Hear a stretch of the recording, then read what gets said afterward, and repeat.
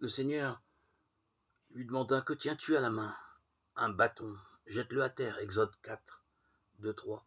Imaginez la scène. Moïse est un homme d'âge mûr avec un lourd passé puisqu'il a déjà tué un homme.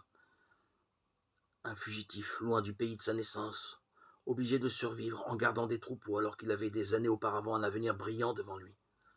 Il se trouve quelque part dans une contrée semi-désertique, loin d'imaginer une rencontre soudaine avec le Dieu de ses ancêtres, qui plus est, à travers un buisson en flammes.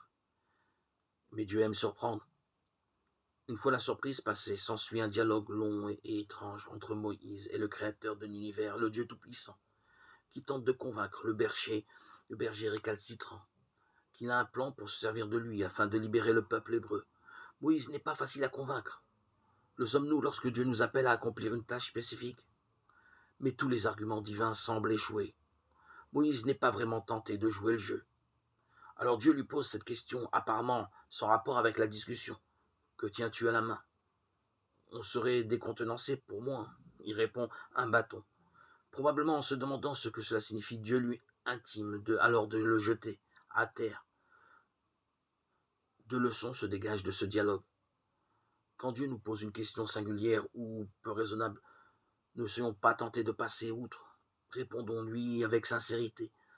L'Esprit Saint a quelque chose à nous dire et cela risque de tourner dans notre esprit pendant un certain temps avant que nous nous rendions compte de ce que Dieu veut nous dire.